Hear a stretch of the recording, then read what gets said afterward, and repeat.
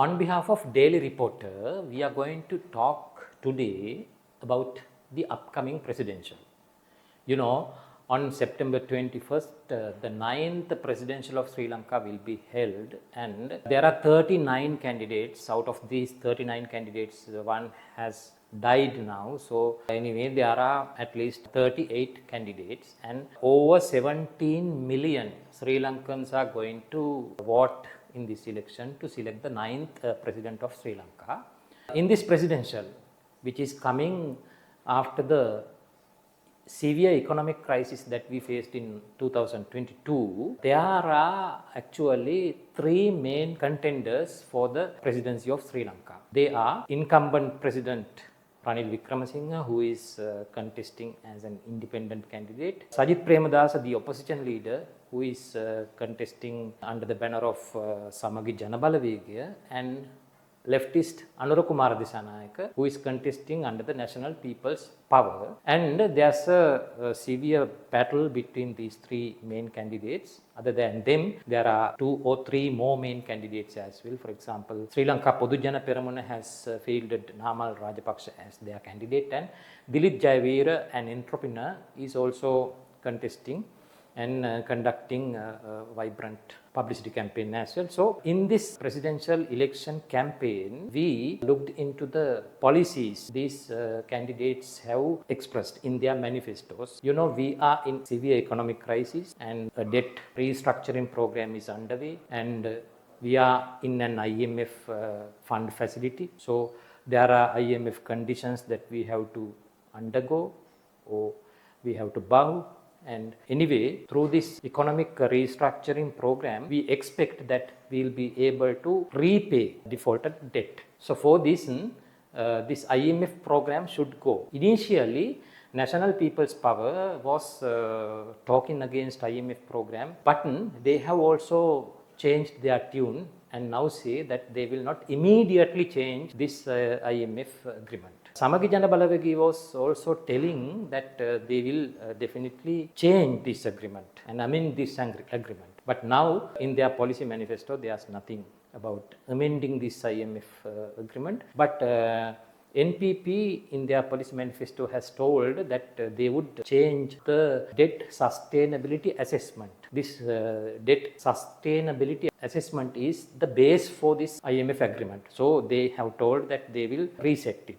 We don't know how they will do it and what will happen to the IMF agreement. Anyway, IMF representatives will come to Sri Lanka in October to review the process, that restructuring process that Sri Lanka is undergoing, and the next tranche of IMF loan is to be given to Sri Lanka maybe in December or after that. So it's vital for Sri Lanka's future, and there's no major policy difference between these three main contenders. I didn't talk about President Ranil Wickremesinghe because it's not necessary to talk about him, because he is the person, he is the leader who introduced or who initiated this IMF agreement, and he is fully in the program, and if he wins, he will definitely implement the IMF agreement. Other than economic perspectives, we have to discuss about what will happen to the democracy of the Sri Lanka Socialist Democratic Republic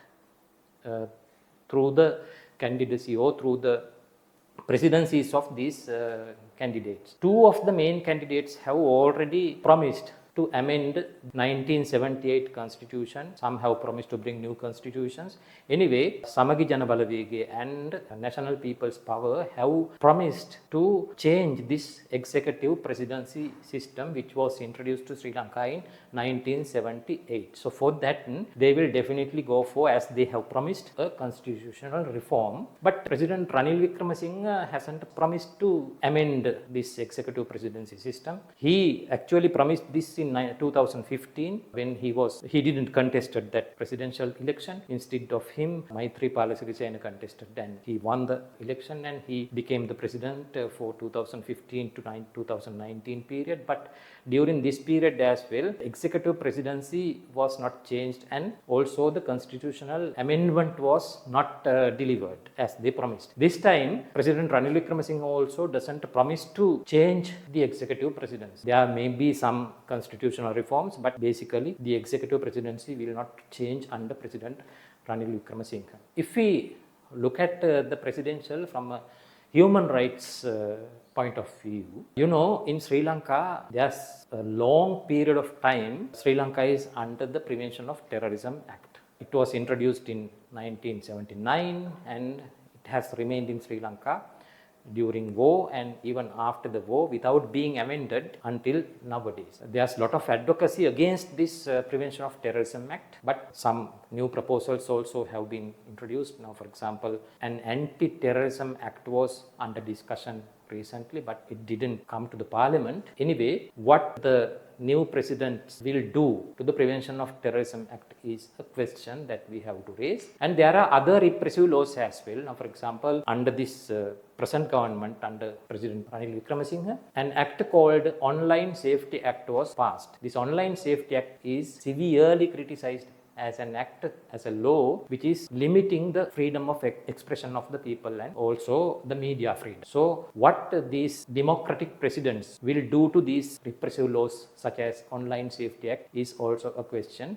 As I heard, National People's Power, which is talking a lot about repressive laws, hasn't promised to amend or abolish Online Safety Act. Also, no party has, I think, given stern promise that they would amend Prevention of Terrorism Act as well. Now, meanwhile, another act was under discussion in the recent times. It was called Voluntary Social Services Organizations Registration and Monitoring Act.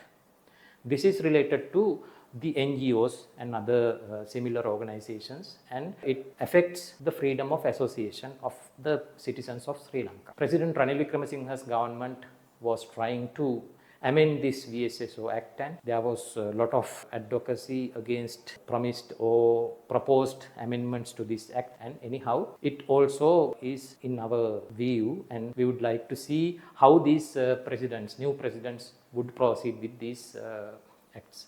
There are many acts similarly, and eventually I would like to focus my attention to the stability. Anyhow, in the near future, Sri Lanka has to restructure our economy so as we can start to pay back the loans that we have defaulted. So for that, Sri Lanka needs to go a lot of economic restructuring, and it's not easy because it's very painful. People have to pay taxes, and also the government has to reduce government expenditures. So for that, government has to mainly to relieve from loss-making state enterprises, and some have to be sold, some have to be made public and private partnerships, and also the government needs to bring foreign direct investment to Sri Lanka. So there are a lot of things, lot of reforms are necessary, lot of restructuring is necessary for Sri Lanka. But for that, we need a government which has a mandate for that, and also stable governance in Sri Lanka. So for a certain period of time, we definitely need stability in Sri Lanka, and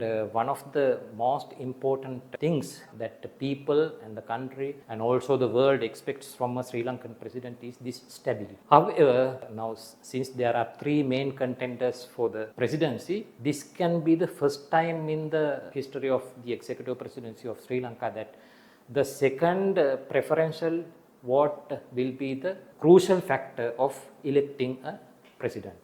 So far, for the past 8 presidential elections, somehow one of the candidates passed 50% of the turnout and one vote was taken. So no need of counting the second preference was risen so far in the history. But in this 9th presidential election, many people say, many analysts also say that second preferential vote will be counted and none of the candidates will take 50% of the turnout of voters. So if a president will elect not from the majority of the voters, so far the president was elected with the majority of the votes. Now if a president is elected without the majority of the votes, what will happen? It will be a new experience to Sri Lanka, and it can also affect the stability which is essential for the future of Sri Lanka. Thank you very much.